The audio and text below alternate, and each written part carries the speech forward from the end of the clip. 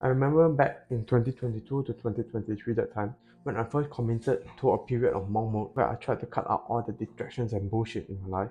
I told myself that I would go all in my business. I was about to start my own marketing agency and to start creating YouTube videos. And for the first half of the year, I was basically the most disciplined I have ever been in my life. All I did the whole day was to wake up, go to school, do outreach, go to the gym, create YouTube videos, and sleep. You can basically even see how consistent I was with creating videos if you check in my YouTube channel and look at my oldest videos. But here's the thing, during these few months, I hadn't seen any progress at all. Like literally nothing, almost nothing, right? It was so tiring to think about it the whole day, and it was so demotivating. I felt stuck. But instead of finding out where my constraint was and finding a solution to get out of that, I decided to quit instead. But that isn't even the worst part, you see. You know what the worst part was? I convinced myself that I wasn't quitting. I was literally hard coping and telling myself that I was needed to focus on my studies instead. I had literally even cut down my 5-day gym routine to a 3-day one instead. And you know, the fact was I was just being lazy. I actually had a ton of free time, which I just used to consume self-improvement videos and telling myself, oh, I was leveling up and learning something. I literally listened to that bunch of, wholesome self-improvement YouTubers who were telling me to, take things slow, take a break, you need it, that kind of bullshit. By the way, if you haven't watched my videos before, my name is Shan, and I'm on a mission to inspire as many young men to become strong and masculine versions of themselves. I make videos like this to document my journey and to share any lessons I learned to you, and if it sounds awesome to you, make sure to click the subscribe button below. You see, while I definitely wasn't as disciplined or hardworking as I thought I was, that wasn't the reason I didn't continue to put in the work to make progress, despite not seeing any results. The problem was that I was just being satisfied. I was satisfied in the sense that I was getting by totally fine. I had money to eat out when I wanted to. I had a comfortable place to stay in. I had friends who I could hang out with them whenever I got bored.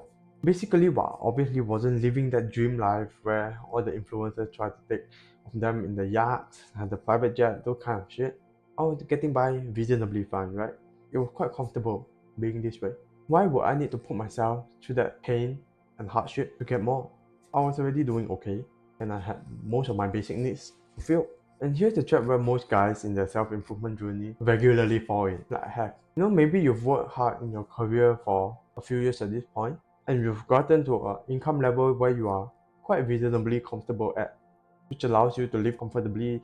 You can eat whatever you want, you can take vacation once or twice a year, you stay in a nice place. Or maybe you come from a higher income family where all your basic financial needs are kind of settled in one way or another. You don't have any financial worries. And this is exactly the point where you will suffer the most, like I did. You deeply desire something, maybe like more money, more status, more power, but you simply don't have the need for them. So you struggle to obtain it because you don't have the motivation. Most of you probably think that it's the kids from the low income backgrounds who struggle, right? After all, they have so many disadvantages in their upbringing, such as their nutrition, their education, their care, stuff like that. But most of these kids have what all successful people have in common. They have drive. You see, they're in such a place where they're constantly suffering due to their financial needs not being met. This causes them to have a strong burning desire to get out of that situation and to move to a situation where they have more pleasure and to remove them of this burden. Not only that, they also have nothing to lose. So what if they fail? They only end up returning to where they started to anyway. And this is not the situation most of us in a comfortable place in life will have to face. If we fail, we become worse off than we were. And why bother trying if you are already being comfortable? And that's what maybe some of you guys may be thinking. But I'm fine with being comfortable, right? And that's okay, of course. After all, not everybody in the world can become a top 1%. Statistically speaking, that wouldn't make sense, right? And that's what most people do. 99% of people are fine with being comfortable and staying where they are right now. But trust me when I say the top performers in the world, regardless of the industry they are in, who you look up to, they are all heavily dissatisfied, no matter how much progress they seem to make. They could literally be making like hundreds of millions of dollars a year and still not be satisfied at all. And you know what the funny thing is? Let's say if you transported you tens of thousands of years back, where you actually had normal levels of testosterone, if you are a guy of course, which is probably like what, 10, 20, 50 times more than you have right now, you will be feeling this way too. There will be no limits of what you desired or what you wanted. You will try to hunt as much as you could, to eat as much as you could, and to fuck as much as you could. You would never be satisfied or comfortable. These words simply wouldn't exist in your vocabulary.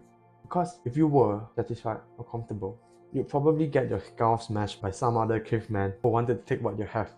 Now, if your authentic desire is to want more, here's how you avoid falling into this trap in the first place. This is basically what I would have told my younger self if I could go back and slap him and to give him some advice and to not fall into this being satisfied trap. First off, you must, of course, cultivate a sense of dissatisfaction with your current situation. This doesn't mean being unhappy or ungrateful. Of course, I still gratitude journal all the time and I still take time to reflect on what I have. But it's rather about understanding that it's a huge room for growth and improvement. You're basically probably at 1% of your potential right now. I mean, just think of it. There are guys who are much younger or much dumber than you who are making 10, 100 times more than you are making right now because of, the internet world and the social media. Can you believe that? How can you let someone who is younger and dumber than you be better than you, right? Now, secondly is to set ambitious goals that kind of stretch a bit. You know those small goals that most people ask you to set, like becoming 1% better every day? You know these goals sound wholesome and make sense sometimes, but they don't really motivate you that much, right? What if I ask you to set a really huge goal that you really want to achieve and it will make a significant difference in your life? Something that will make you excited about.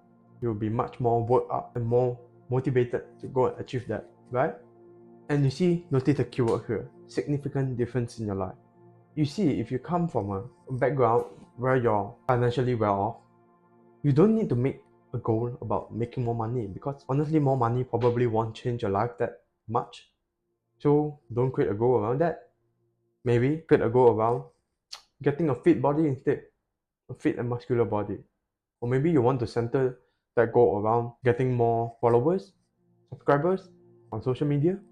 I mean, going on social media is also a way of helping you grow your business as well, right? So maybe focus on those metrics instead, because those aren't things that you already have that can take for granted. You actually have to work towards them, and they will actually benefit and make a significant difference in your life in some way, right? You can be super rich, but if you don't have that amount of status on your social media, you're probably not maximizing the potential things you could get. And of course, after that, you need to make sure you create a plan and you relentlessly take action on it. You need to break down the steps involved in achieving this goal. For example, if your goal is to gain 10 pounds of muscle by the end of this year, you should be creating a workout schedule and diet plan which aligns to that goal and which you have to stick to day in and day out. And you know the final thing, which is basically to surround yourself with people who are conducive and help you with achieving your goal. You know, this sounds really bad and terrible. You see, the chances are, if you see the usual friend group of guys who you have around you, probably they know a bit about Andrew Tate. Probably they like to quote him, they like to act like him, oh, I'm Andrew Tate, and stuff like that. Top G, stuff like that. Probably they know that, but they are still aren't on self-improvement, are they? They still play video games, they still watch porn, they still go on social media the whole day, they laugh at you when you meditate. Chances are your group of friends are still like that, isn't it? And you have to eventually realize that if you continue spending time with this group of people, they are actually dragging you down because you are the average of the 5 people who you spend the most time with. So what you need to do is that you need to eventually cut them off and find a group of people who share the same values and goals as you do. If you want to find a group of people who are working to become strong and masculine versions of themselves, such as you, feel free to join the Discord server link below. And yeah, basically that's it for today's video. Remember, I'm rooting for you and I'll see you in the next one. By the way, if you want one-to-one help on anything related to self-improvement, feel free to click the link below. We can have a chat to see where you are right now on the self-improvement and if there are anything I can do to help you with so you can make faster progress towards your goals. And if you want to see if you're a good fit for that one-to-one personalized coaching, click the link below.